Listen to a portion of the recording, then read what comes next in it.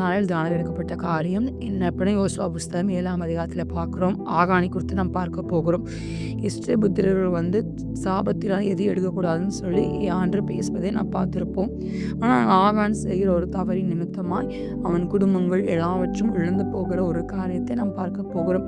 யோசுவா எவ்வளோ பட்டணத்தை அவன் இது பண்ணியிருக்கிறான், எரிகோவை சுற்றி முறியடித்திருக்கிறான்.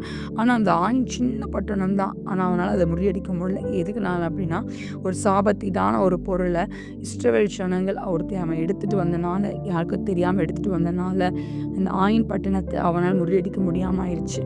அவன் சொல்கிறாங்க எதையோ பார்த்து சொல்கிறாங்க, நம்ம கொஞ்சம் பேர் போனால் போதும், நம்ம ஆயின் பட்டணத்தை முறியடித்துடலான்னு சொல்கிறான். அதுபடி அவங்க போகிறாங்க.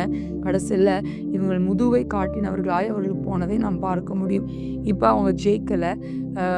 யோசுவா ஆண்டவர் சன்னிதானத்தில் உட்காந்து ஏன் இப்படி பண்ணிட்டீங்க அப்படி இப்போ நிறைய வார்த்தைகளை நாங்கள் பேசுவதை நாம் பார்க்குறோம்.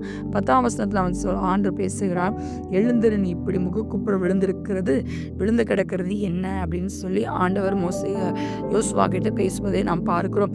ஒன்று ஆண்டவர் சொல்கிறாரு, நான் சாபத்தில் எழுதக்கூடாதுன்னு சொன்னேன், ஆனால் நீங்கள் ஒருத்தவங்க எடுத்துகிட்டு வந்திருக்காங்க, அதனால் அந்த விக்கிரத்தை நீங்கள் அதை உங்கள் நடுவில் நிகரக்க பண்ணால் தான் நான் உங்களோட இருப்பேன், இல்லைன்னா உங்களோட நான் இருக்க மாட்டேன் அப்படின்னு சொல்லி ஆண்டவங்க பேசுவதை பார்க்கணும். நீ காலையில் எழுந்திருந்து இந்த மாதிரி என்னெல்லாம் நான் சொல்கிறேன் அதெல்லாம் நீ செய்யணும் அப்படின்னு சொல்கிறாரு.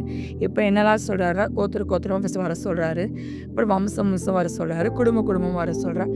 இப்போ கோத்திரமாக வர சொல்லும்போது யூதாவின் கோத்திரம் தான் வராங்க. அதில் அடுத்து இது பண்ணுறாங்க. அதில் சேராக்கின் வம்சத்தை குறிப்பிடப்படுகிறது. அந்த இதில் வம்சவாசம் வராங்க. அங்கே சப்தி குறிப்பிடப்படுகிறது. அதுக்கப்புறம் சப்தியோட குடும்பங்கள் வரும்போது அங்கே ஆகானோட குடும்பங்கள் இதாவதே நாம் பார்க்குறோம். ஆகானோட பேர் தான் அங்கே குறிப்பிடப்படுவதை நாம் பார்க்குறோம். இப்போ ஆகானை கூப்பிட்டு கேட்குறாங்க, நீ என்ன பண்ண, கிட்ட மறைக்காம எல்லாத்த விஷயத்தையும் சொல்லுன்னு சொல்லும்போது இவன் எல்லா விஷயத்தையும் அவன் சொல்லுதான் என்னெல்லாம் பண்ண அப்படின்னு. இதனால் அவனுக்கு என்ன ஆகுது அப்படின்னா, அவன் மட்டும் கல்லெறிந்து கொல்லப்படவில்லை. அவன் குடும்பங்கள், அவன் ஆடு மாடுகள் எல்லாவற்றையும் என்ன பண்ணுறாங்க அப்படின்னா ஆகூர் பள்ளத்தாக்கு கொண்டு போகிறாங்க.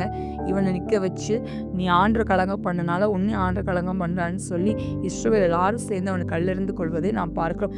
ஒருவன் செய்கிற தவறினால அவன் மாத்திரமல்ல, குடும்பங்கள் எல்லாரும் அங்கே மரித்து போனதை நாம் பார்க்கிறோம். இன்னைக்கு நம்ம ஆண்டு சன்னிதானத்தில் ஒப்பு கொடுப்போம்.